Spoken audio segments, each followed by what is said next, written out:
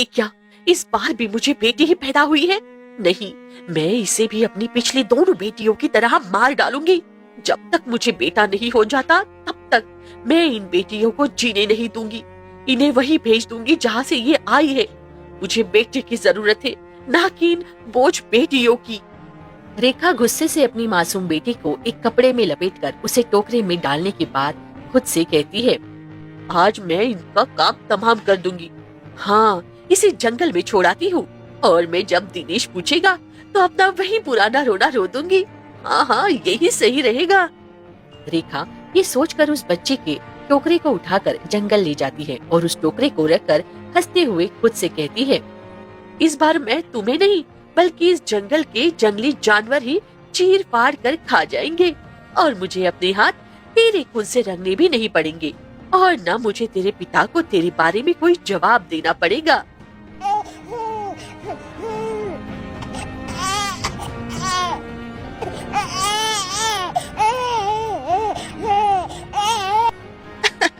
तो यही मर, मैं तो चली। अब तेरे बाप को अपना नाटक भी तो थोड़ा दिखाना होगा ना। रेखा रोती हुई बच्ची को छोड़कर अपने घर जाती है, जहाँ उसका पति दिनेश कहता है, ए रेखा, कहाँ कहाँ गई थी तुम और हमारी संतान कहाँ है? बिटिया कहाँ है हमारी? दिनेश, मैं तुम्हें क्या बताऊं, हमारी किस्मत इतनी खराब है कि भगवान हमें हमारी इंसान संतान देने की जगह जानवर की संतान दे रहा है। अरे ये क्या कह रही हो तुम? पागल वागल हो गई हो क्या? मैं सही कह रही हूँ। इस बार भी हमारी अजीब जानवर संतान पैदा हुई थी और उसे हम अपने पास नहीं रख सकते थे, इसीलिए मैं उसे जंगल छोड़ आई हूँ। हे भगवान, पहले मेरी पिछली 2 संतान जानवर के रूप में पैदा हुई और अब यह तीसरी संतान भी। आखिर हमें किस चीज की सजा मिल रही है भगवान? दिनेश रोता रह जाता है, जबकि अंदर ही अंदर रेखा अपने झूठ पर खुश होती है और दूसरी तरफ बच्ची भूख से बिलखती रहती है। जब वहाँ हीरा आती है। अरे, ये रोने की आवाज किसकी है? लगता है यहाँ किसी जानवर का बच्चा छूट गया है, वही रो रहा है। मैं उसे देखती हूँ, हो सकता है मेरे किसी जानने वाले का बच्चा होगा।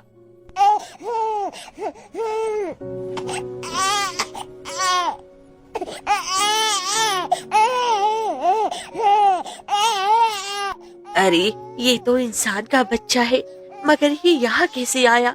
लगता है कोई इसे यहाँ फेंक कर गया है। लेकिन अगर लोगों को संतान चाहिए ही नहीं होती तो वो इन मासूमों को पैदा क्यों करते हैं?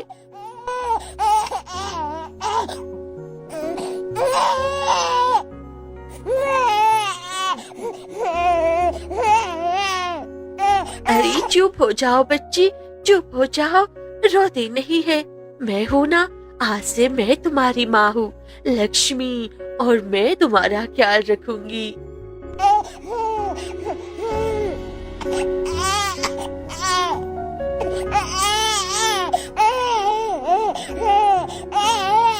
अरे, लगता है ये बच्ची बहुत ही भूखी है, इसीलिए ये चुप नहीं हो रही है। मैं एक काम करती हूँ, इसे अपना ही दूध पिलाती हूँ, शायद ये पेट भरने से चुप हो जाए। और फिर हीरा उस बच्ची को अपना दूध पिलाती है, जिसे पीते ही वो बच्ची शांत हो जाती है। इसका मतलब मैंने सही अंदाजा लगाया था, ये सच में बहुत भूखी थी।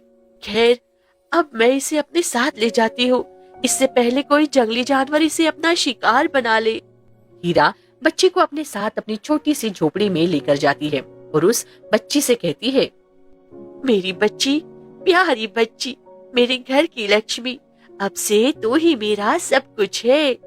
और फिर हीरा लक्ष्मी का बहुत ख्याल रखती है, उसे अपना दूध पिलाती है और हर मुमकिन कोशिश करके उसका पालन पोषण करती है।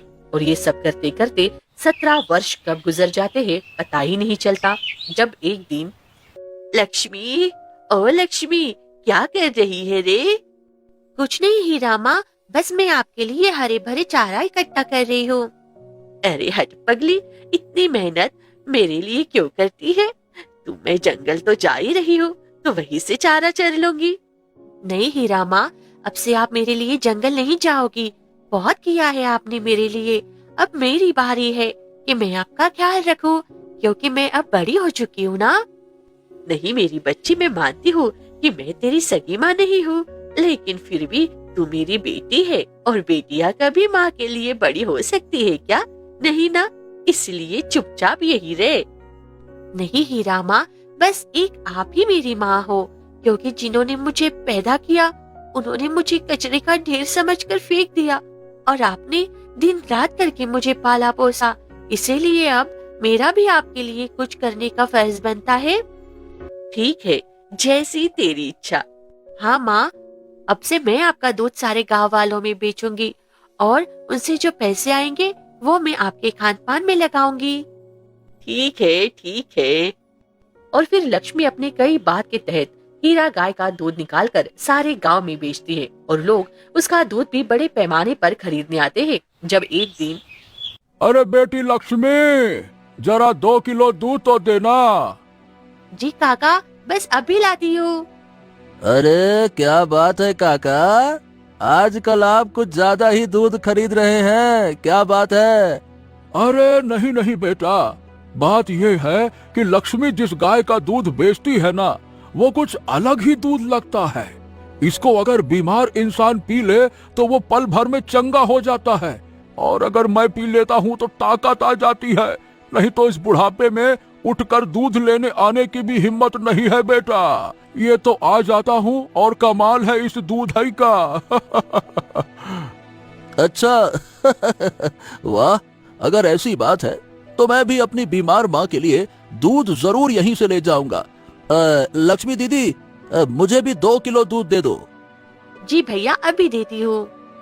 और फिर लक्ष्मी उन सभी को एक एक करके दूध देती है और उसी तरह से उसका दूध खूब बिकता है। जब वो दूध बेचकर अपने घर आती है, बेटी आ गई तुम, अब बताओ कितना दूध बिका? अरे माँ पूछो मत, सारा दूध खत्म हो गया और ये देखिए कितने सारे पैसे कमाए मैंने। अरे ये तो बड़ी अच्छी बात है, अब इन्हें संभाल कर रखना और इनसे अपने विवाह के लिए बहुत सारी चीजें लेना। माँ वो सब बात की बात है, फिलहाल मैं आपके लिए जंगल से चारा लेकर आती हूँ। लक्ष्मी ये कहकर जंगल जाती है और वहाँ से चारे इकट्ठा करती है। जब वहाँ अचानक मनोज नाम का आदमी आता है। अरे आप कौन हैं और इस समय जंगल में यहाँ क्या कर रही हैं? जी मैं लक्ष्मी दूध वाली हूँ और यहाँ चारा लेने आई हूँ, लेकिन आप कौन हैं? देखिए, मैं एक गरीब लकड़हारा हूँ और यहाँ की लकड़ियाँ बेचकर किसी तरह से गरीबी में अपने माता पिता के साथ इतनी ही आमदनी में गुजारा करता हूँ। ओह कोई बात नहीं, इंसान अमीर हो या गरीब, पहचान हमेशा उसकी अच्छाई से होती है। हाँ, ये बात सही कही तुमने। खैर, मैं तो अपने बारे में बताने लग गया। मैंने वैसे तुम्हारे बारे में बहुत सुना था, आज देख भी लिया। तुम जितनी सुंदर हो उससे कहीं गुना तुम्हारा दिल सुंदर है, और सच कहूं तो तुम्हारी ऐसी बातें सुनकर मुझे तुमसे पहली नजर का प्रेम हो गया है। हाँ मनोज, मुझे भी तुम बहुत अच्छे लगे। खैर अभी मैं जाती हूँ, हीरा माँ मेरा इंतजार कर रही होगी, इसीलिए मैं कल फिर आऊंगी। ठीक है, मैं भी जाता हूँ और मिलेंगे, जरूर मिलेंगे जल्द ही, है ना? लक्ष्मी मनोज से ये कहकर वहाँ से चली जाती है और मनोज भी अपने काम पर चला जाता है। और इसी तरह फिर वो दोनों रोज रोज जंगल में एक दूसरे से मिलते हैं। जब एक दिन वो दोनों पहाड़ी पर ऊपर बैठकर बातें करते हैं। मनोज, तुम हमारे विवाह की बात अपने माता पिता से कब करोगे? बहुत जल्दी, लेकिन मैं तो अपने माता पिता से तुम्हारे लिए बात कर लूंगा, मगर तुम अपनी माँ से कैसे बात करोगी? अरे मेरी हीरा माँ लाखों में एक है और वो मुझे बहुत चाहती है, इसलिए वो मेरी खुशी के लिए सब कुछ करेगी। अभी वो दोनों ये बात कर ही रहे होते हैं कि अचानक वहाँ गिरीश नाम का एक अमीर आदमी आता है। अरे वाह वाह वाह वाह, अये है, ये कन्या तो कितनी सुंदर है, मगर ये इस फटीचर गरीब लकड़हारे के साथ क्या कर रही है? ओ, लगता है दोनों आपस में गुटर गूं कर रहे हैं, प्रेम करते हैं। लेकिन अगर ये सुंदर कन्या इस गरीब फटीचर से प्रेम कर सकती है, फिर तो मैं अमीर आदमी हूँ, मेरे पीछे तो लट्टू हो जाएगी। अब तो मैं इससे विवाह करके ही रहूंगा। और फिर गिरीश उन दोनों के पास आकर कहता है, वाह वाह वाह वाह, बनाने वाले ने भी क्या बनाया है, जैसे अपने हाथों से तराश कर तुम्हें इस दुनिया में उतारा है। खूबसूरती हो तो वैसी कि पहली नजर में जो देखे बस देखता रह जाए। हे सुंदर कन्या, तुम मुझे पहली नजर में पसंद आ गई हो, इसीलिए हम तुमसे विवाह करना चाहते हैं। बताओ, क्या तुम भी हमसे विवाह करोगी? ये तुम क्या कह रहे हो? होश में हो? दिमाग तो ठीक है तुम्हारा? पागल हो गए हो क्या? चुप कर गरीब फटीचर लकड़हारे, अपनी औकात में रहकर बात कर। और तू होता कौन है हमारे बीच में बोलने वाला है? यही मेरा होने वाला पति है और मैं तुमसे नहीं बल्कि मनोज से विवाह करूंगी, क्योंकि मैं उससे प्रेम करती हूँ। अच्छा, अगर ऐसा है तो मैं इस मनोज को अभी रास्ते से हटा देता हूँ। और फिर गिरीश ये कहकर मनोज को पहाड़ी से धक्का दे देता है, जिससे गिरकर उसकी तुरंत मौत हो जाती है। और ये देखकर लक्ष्मी रोते हुए कहती है, दुष्ट आदमी, ये तुमने क्या किया? तुमने मेरे मनोज की जान ले ली। क्योंकि तुमने इसके लिए मुझे ठुकराया, इसीलिए अब तुम्हारे पास मुझसे विवाह करने के अलावा और कोई रास्ता ही नहीं है। इसीलिए चुपचाप मुझसे विवाह करके मेरे साथ चलो। अरे चल चल तू मेरे साथ। और फिर गिरीश के जबरदस्ती करने पर लक्ष्मी उसे विवाह करके उसके घर जाती है, जहाँ पहले से ही गिरीश की 2 पत्नियां मौजूद होती है।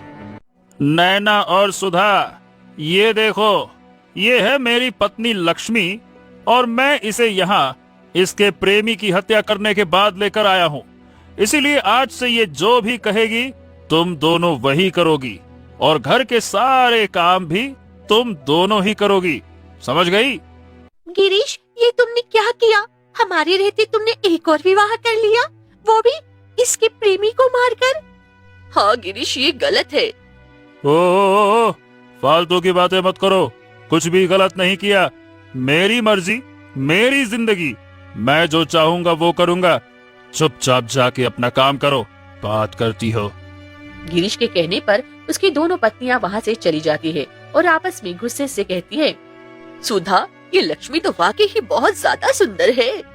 हाँ, जभी तो गिरीश ने इसकी सुंदरता देखकर इसे विवाह किया है, लेकिन हम इस लक्ष्मी को अपने घर ज्यादा दिन टिकने नहीं देंगे। कुछ भी हो, हमें इसे अपने रास्ते से हटाना होगा, क्योंकि हमारा पति सिर्फ हमारा है। और फिर वो दोनों मौका मिलते ही लक्ष्मी के पास जाती है और कहती है, तुम्हारे साथ बहुत गलत किया है गिरीश ने। हाँ लक्ष्मी, तुम अपने प्रेमी से कितना प्रेम करती होगी ना, लेकिन उस गिरीश ने तुम्हारे प्रेमी की जान ही ले ली। हाँ, बेचारे मनोज ने मेरी वजह से अपनी जान गंवा दी। हाँ, तुम्हारे साथ बहुत गलत हुआ है, इसलिए हम तुम्हारे साथ हैं और अगर तुम चाहो तो हम तुम्हें गिरीश की कैद से आजादी दिलवा सकते हैं। आजादी? कैसे? बताओ मुझे। ठीक है, तो सुनो, गिरीश जैसा दिखने में आम आदमी लगता है, वैसा है नहीं। इसने 10 वर्षों की तपस्या की है, जिस कारण इसे कोई भी चाकू या तलवार से मार नहीं सकता। लेकिन एक चीज है जिससे इसकी मृत्यु निश्चित है। क्या? वो चीज क्या है? तुम्हें रहस्यमय पाताल लोक जाकर उन 7 घड़ों के जल से बनी तलवार को लाना होगा और उसी से इसका अंत करना होगा। ठीक है, मैं जाऊंगी। मैं मनोज की मौत को कभी नहीं भूल सकती और नहीं गिरीश को, जिसने इतनी बेदर्दी से मेरे मनोज की हत्या की है। हाँ हाँ बिल्कुल, तुम्हें भूलना भी नहीं चाहिए, इसीलिए जितनी जल्दी हो यहाँ से निकलो। और फिर लक्ष्मी उन दोनों की बातों में आकर वहाँ से चली जाती है। जब उसे जाता देखकर वो दोनों आपस में कहती है, वाह सुधा, कितनी आसानी से हमने उस लक्ष्मी को मूर्ख बनाया है। हाँ, और नहीं तो क्या, बड़ी आई थी हमारे पति से तीसरा विवाह करने। अब समझ जाएगा जब वो उस पाताल लोक से जिंदा वापस ही नहीं आएगी। वो दोनों ये कहकर आपस में हंसती है, जब वहाँ गिरीश आकर उनकी बातें सुन लेता है और गुस्से से कहता है, ये तुम दोनों ने किया? गिरीश, वो हमने कुछ नहीं किया है। असल में वो लक्ष्मी तुम्हें छोड़कर भाग गई है। हाँ गिरीश, हम सच कह रहे हैं। चुप, एकदम चुप। मैंने अपने कानों से तुम दोनों की सारी बात सुन ली है, इसीलिए अब तुम दोनों को इसकी सजा जरूर मिलेगी, जरूर। और फिर गिरीश ये कहकर अपनी दोनों पत्नियों को आग में जला देता है, जिससे उसके सामने ही उनकी मौत हो जाती है। इन दोनों का काम तो तमाम हो गया, लेकिन लक्ष्मी, अब तेरी बारी है। मैं तुझे नहीं छोड़ूंगा। मुझे पता है तू कहाँ गई होगी, उसी हीरा गाय के पास। गिरीश ये कहकर वहाँ से निकल जाता है, जबकि दूसरी तरफ हीरा गाय लक्ष्मी के खो जाने पर परेशानी से सोचने लगती है। पता नहीं मेरी लक्ष्मी आखिर कहाँ चली गई। मुझे उसकी बहुत याद आ रही है। पता नहीं इतने दिनों से उसने कुछ खाया पिया भी होगा या नहीं। हीरा अभी ये सोच रही होती है कि वहाँ गिरीश आता है। बोल हीरा गाय, लक्ष्मी कहाँ है? तुम कौन हो और मेरी लक्ष्मी के बारे में क्यों पूछ रहे हो? क्योंकि मैं उसका पति हूँ और तेरी बेटी मुझे मारने निकली है। लेकिन अगर वो ना मिली तो फिर मैं तुझे बताऊंगा कि मैं कौन हूँ। बता, कहाँ है वो? गिरीश ये कहकर सारी बात हीरा को बताता है, जिसे सुनकर वो कहती है, दुष्ट आदमी, तू मेरी बेटी को किसी भी कीमत पर अपने पंजों में कैद नहीं कर सकता है, क्योंकि उसकी परवरिश मैंने की है। वो तो समय बताएगा। फिलहाल अब से तू मेरी कैदी है। चल चल मेरे साथ, चल। गिरीश ये कहकर हीरा को कैद कर लेता है, जबकि दूसरी तरफ लक्ष्मी उस रहस्यमय पाताल लोक की दुनिया में जाती है, जहाँ उसके कदम रखते ही आग की बारिश होने लगती है। अरे ये क्या, अभी तक तो सब सही था, ये अचानक आग की बारिश कैसे शुरू हो गई? एक काम करती हूँ, मैं इस बड़े पत्थर के पीछे छुप जाती हूँ, वरना इस आग की बारिश में मैं जलकर भस्म हो जाऊंगी। और फिर लक्ष्मी तुरंत उस पत्थर के पीछे छुप जाती है कि अचानक वो आग की बारिश बंद हो जाती है। अरे अरे ये क्या, आग की बारिश तो बंद हो गई। अब मैं ऐसा करती हूँ कि उन 7 घड़ों को ढूंढती हूँ। अभी लक्ष्मी ये कहकर उन घड़ों की तलाश करने के लिए आगे बढ़ती है। अब अचानक एक पानी की बड़ी लहर उसके सामने आ जाती है। अरे ये क्या, अब ये पानी की इतनी बड़ी लहरें, मैं तो इनमें डूबकर मर ही जाऊंगी। नहीं नहीं, मुझे उनका सामना करना ही होगा। और फिर लक्ष्मी उस लहर के सामने बिना डरे खड़े रहती है, लेकिन वो लहर उसके पास आकर ही उसे बिना छुए गायब हो जाती है। ये सब मेरी समझ से बाहर है। खैर, मुझे तो उन 7 घड़ों को तलाश करना है। लक्ष्मी फिर से जैसे ही आगे बढ़ती है, वैसे ही उस पर पत्थरों की बौछार शुरू हो जाती है। पहले ये आग की बारिश और फिर पानी की बड़ी लहरें, अब ये पत्थरों की बौछार। लगता है ये इस रहस्यमय दुनिया की छलावे है, लेकिन मैं इनसे नहीं डरने वाली हूँ। मैं हिम्मत करके मनोज और अपने गुनाहगारों को सजा जरूर दूंगी। अच्छा, तो तुम यहाँ किसी को सजा दिलवाने आई हो? अरे यहाँ आसपास तो कोई नहीं है, तो ये आवाज किसकी है? और ये अचानक से आग की बारिश, पानी की लहरें और पत्थर की बौछार, ये सब क्या है? लक्ष्मी के सवाल करने पर वो पत्थरों की बौछार बंद हो जाती है, जब उसे अपने सामने 7 घड़े नजर आते हैं। ये आवाज हमारी है, जिस घड़े का जल तुम लेने आई हो। जी जी, मुझे ये घड़े का जल चाहिए। ठीक है, तुम्हें ये पानी जरूर मिलेगा, लेकिन उसके लिए तुम्हें मेरी एक पहेली सुलझानी होगी। अच्छा ठीक है, मैं आपकी पहेली को सुलझाने के लिए तैयार हूँ। ठीक है, इस दृश्य को देखो और फिर मुझे बताओ कि इसका अर्थ क्या है। एक रास्ते पर 2 पेड़ों के बीच और एक पुराना पत्थर रखा है और उस पर एक पोटली रखी है, और दूर से इसे देखकर कौवा उस पेड़ पर टंगी पहेली को पढ़ता है। मैं मीठा बोलता हूँ पर मीठा होता नहीं। मैं मुस्कुराता हूँ पर मन में कुछ और होता। जो मुझे पहचान लेगा वही मुझे असली साथी पाएगा। बताओ मैं कौन हूँ? कौवे की पहेली खत्म होते ही वहाँ एक चमकीले पंखों वाला तोता आता है और वो मीठी आवाज में कहता है, मैं तुम्हारा मित्र हूँ। मैं तुम्हें इस पोटली तक ले जाऊंगा। मुझ पर भरोसा करो। उसकी बात पर भरोसा करके कौवा उन तोतों के पीछे जाता है, और जैसे ही पोटली को उठाने के लिए जाता है, वैसे तोता जोर से हंसता है और कहता है, अरे मैं तो बस तुम्हारे साथ खेल खेल रहा था। मेरा सच में कोई इरादा नहीं था तुम्हारी मदद करने का। तोता ये कहकर उड़ जाता है। तब वहाँ पर एक धीमी चाल चलते हुए कछुआ आता है और चुपचाप धीरे धीरे उस पोटली को लाकर खामोशी से उस कौवे को दे देता है और दृश्य समाप्त हो जाता है। तो बताओ लक्ष्मी, इस दृश्य का क्या अर्थ हुआ? इसका अर्थ सीधा और बिल्कुल साफ है। मतलब जो लोग अक्सर मीठी बातें करते हैं, जरूरी नहीं वो हमारे सच्चे दोस्त और हमदर्द हो, बल्कि जो लोग बिना दिखावा किए बिना मीठी बातों के मदद करते हैं, वो असल सच्चे दोस्त होते हैं। बहुत खूब। मेरी इतनी उलझी पहेली का एकदम सही जवाब दिया है तुमने। लेकिन हाँ,